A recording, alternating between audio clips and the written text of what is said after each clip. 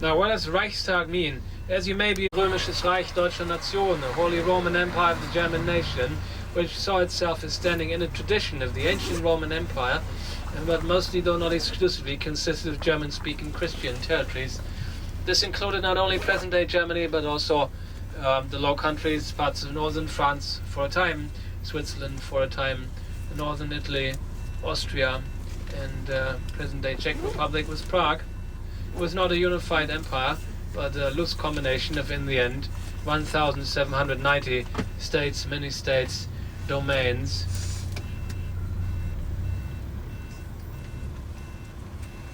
Reichstag at the time was imperial diet, an assembly of the estates.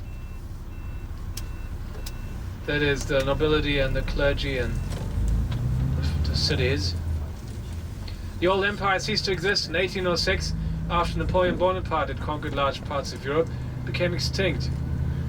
And then only later in 1871 the Second German Empire was founded, dominated by the Kingdom of Prussia, excluding Austria, which had been the central power in the old empire, was the emperors based in Vienna. The Second Empire excluded Austria, and the area is roughly equivalent with that of present-day Germany, plus, of course, territories in Central Europe, Eastern Europe that are now Polish and partly Russian. As a result of World Wars I and II, the map was redrawn. 4 kingdoms were incorporated into the Second Empire. Not only Prussia, turn left please, but also Bavaria, Saxony and Württemberg, and there were 6 Grand Duchies and 4 duchies and 7 other principalities and 3 free cities that joined the empire of 1871. The old rulers retained their old titles in some degree of their former power still, but also elected the Prussian king, William I, German emperor. And some national ministries were established on Wilhelmstrasse, where we've been. And the Prussian Prime Minister Bismarck, who was pulling all the strings behind the scenes, was appointed Chancellor. And Berlin, the Prussian capital, became the German capital for the first time in history. And then also a parliament was introduced on a national level and was given the name Deutscher Reichstag. It was not a powerful institution under the empire, could control the budget though, propose laws, but the Chancellor was appointed by the King and Emperor. So main power, really, political power, was still concentrated in the hands of the feudal rulers of old. The Parliament, the Reichstag, was given a magnificent building though. In a moment you'll see the front, and then we'll have a photo stop also. Completed in 1894, the old Reichstag building originally had a dome, 75 meters, turn right please, in the same neo-Renaissance style. After the monarchy was finished following German defeat in World War I, the Reichstag building was still the seat of parliament and was still called Deutscher Reichstag. So it can also translate the German National Assembly.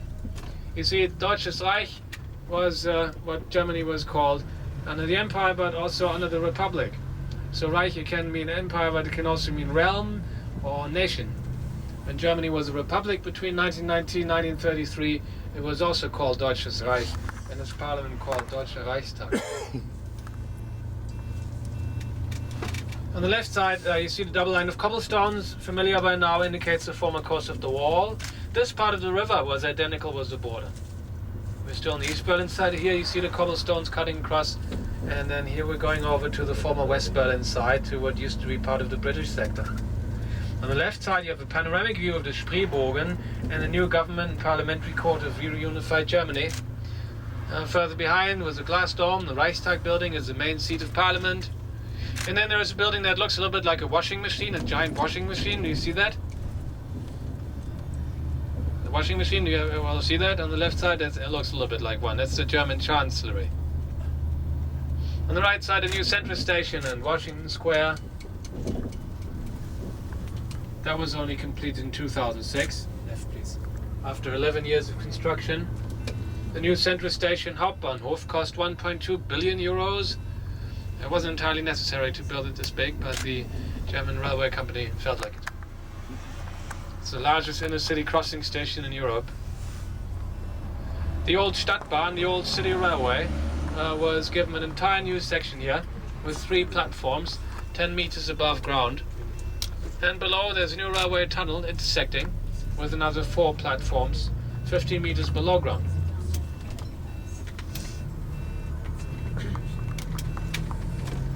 Slow down, please. A little bit slow, please. So to your left, that's the Spreebogen, the Spree River bend. We're going across the river into the main new German government parliamentary quarter that was established here after 1995.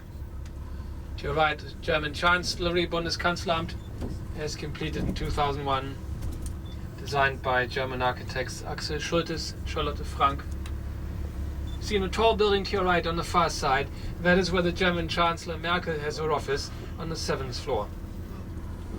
Under the German constitution, the office of Chancellor is the most powerful office, so the Chancellor is the actual head of the government, elected normally every 4 years after national elections by German Parliament, Deutscher Bundestag. Slow down, please. A little bit slower, please. And to your right, look, there's one old building that has survived, and it's the Swiss Embassy. An old building that was given a new wing. The old building was owned by Switzerland since 1920, and the Swiss always kept it, even after the end of the war, and even after the wall came down, when the German government asked the Swiss government, can we not please take over the old embassy building, you got a nice new one? The Swiss said no. It's a remnant of the Eisenviertel. As mentioned, that was mostly demolished in the 30s already, on Speer's orders, in preparation of the erection of the Great Hall of the People, which was to be built right here, but then ultimately was never built.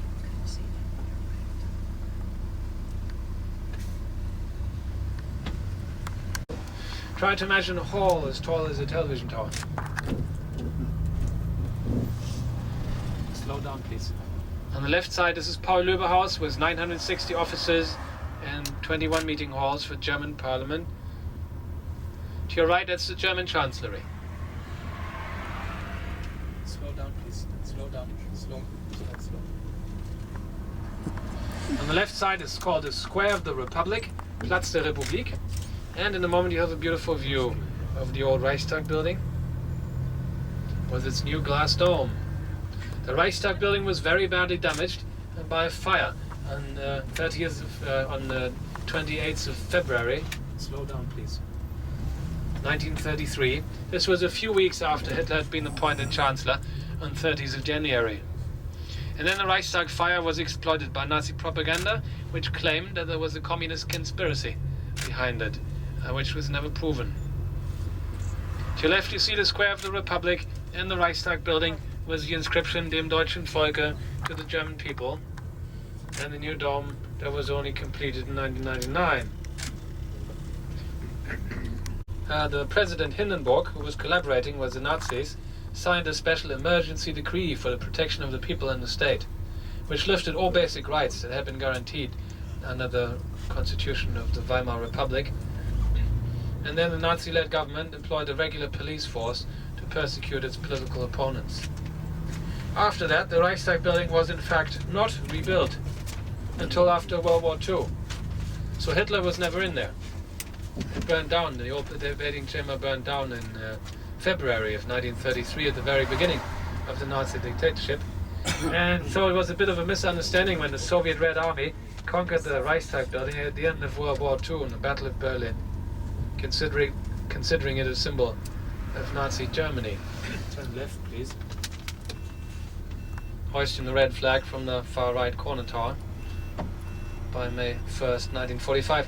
Then the building was in a very damaged condition.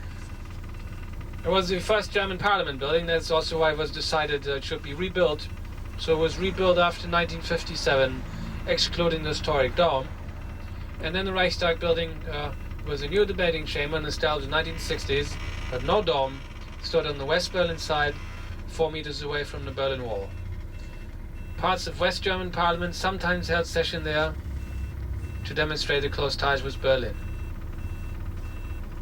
Well, and after the wall had come down and East and West Germany be reunified, it was decided to make the Reichstag building seat of Parliament once more.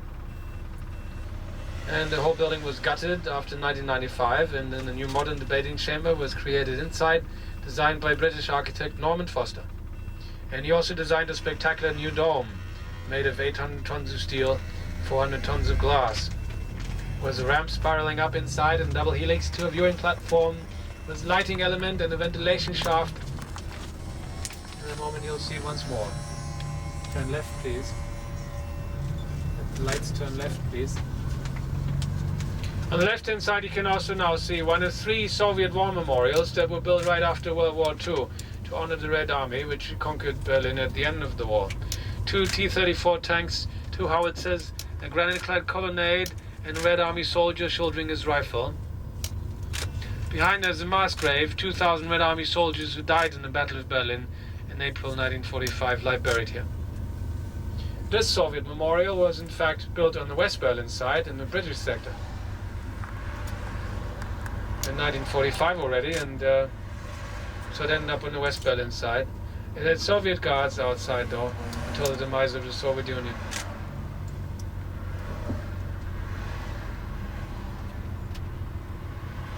There are 2 other Soviet war memorials on the former East Berlin side.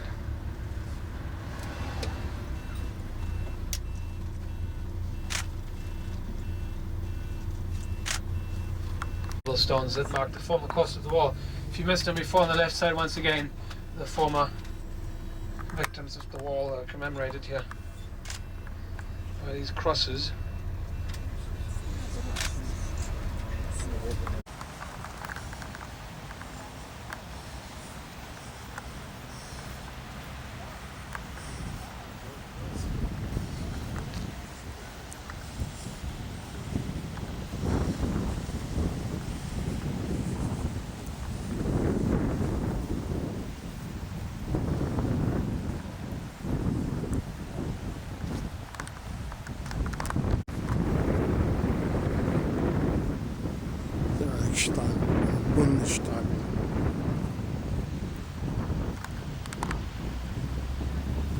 Historic term for hunting ground or game reserve.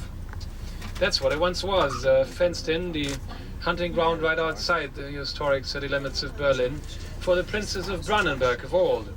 Now Brandenburg, it's an area name, it's the whole surrounding area of Berlin. It's been called Brandenburg since the 12th century.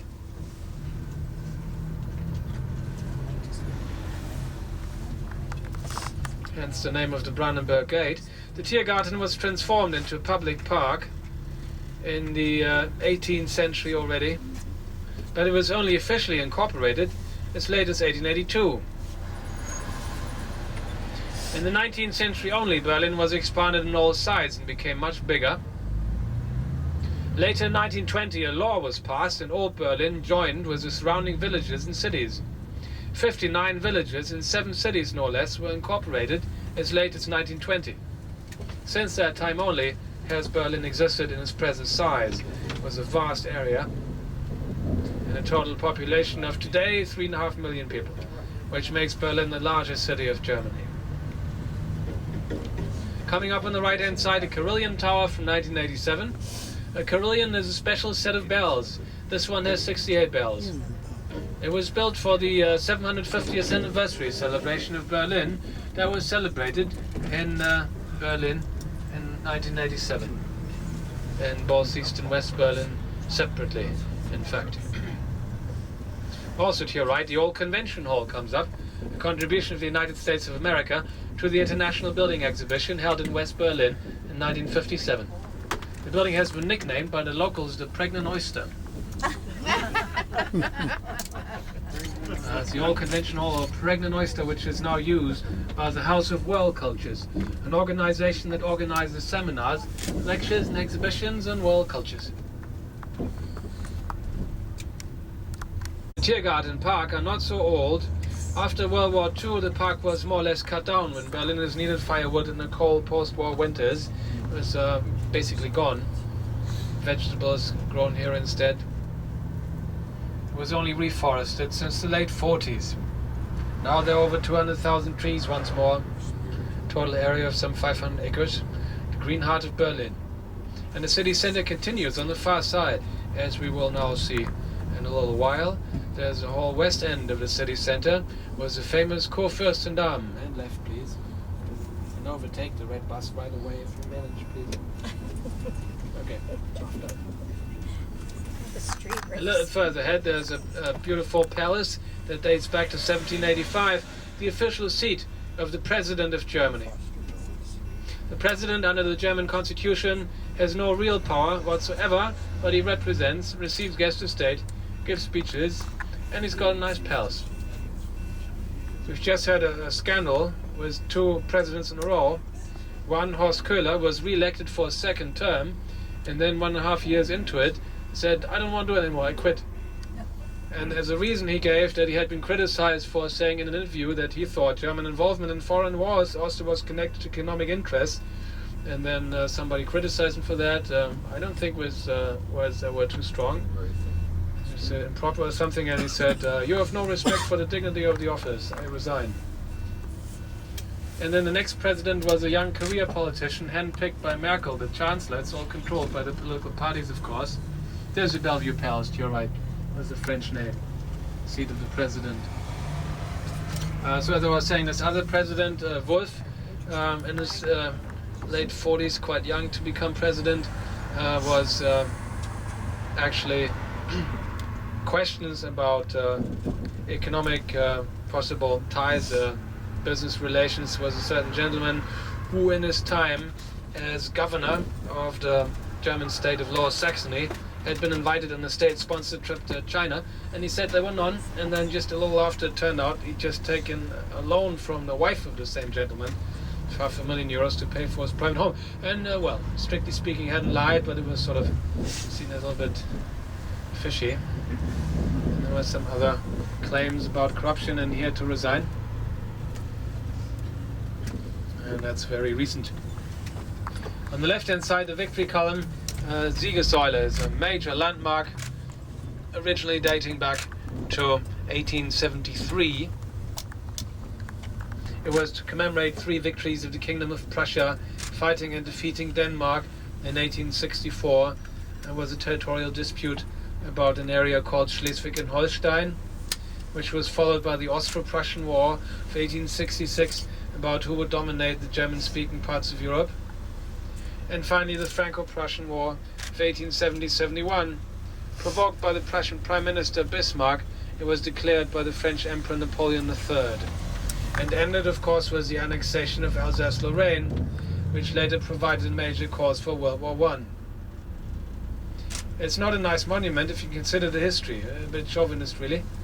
There's 60 cannon attached, gilded cannon, original pieces from these Prussian wars.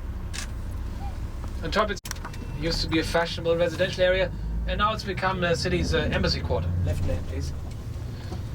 On the left side, the Nordic embassies were completed in 1999. Separate embassy buildings for Finland, Iceland, Sweden, Denmark, and Norway. Normal speed. It's 50. This is only at night, 30. It's 50. It's allowed here. A green outer facade made of 4,000 panels of copper. To your right, the Embassy of South Korea from 2006.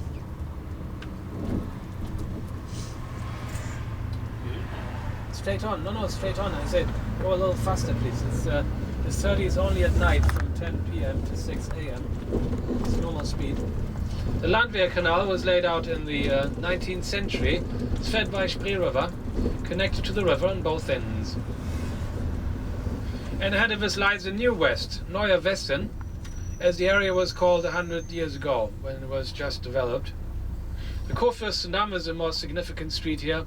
Once a bridle path where the Kurfürsten would ride their horses to go hunting in the green forest, it later became a major boulevard only in the 1880s. It was modeled on Champs-Élysées of Paris, as it was then laid out as a major boulevard.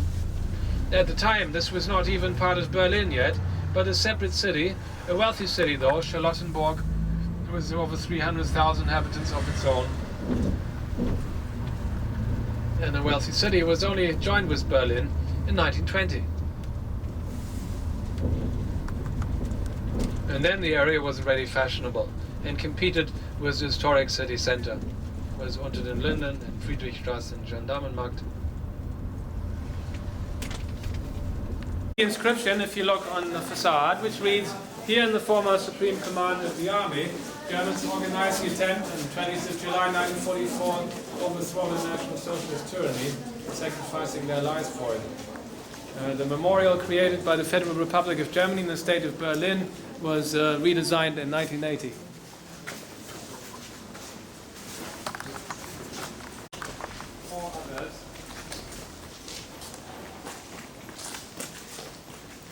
Now, when Hitler took over the German government in 1933, he was very good at telling everybody what they wanted to hear. The Nazis were good at propaganda and managed to create this euphoria amidst many Germans, except those, of course, who were immediately victimized, such as Germans of Jewish heritage or political opponents.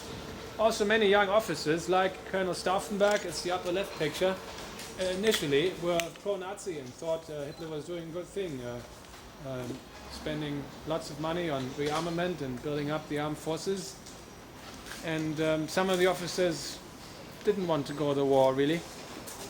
Others, of course, did, and ultimately they all served Hitler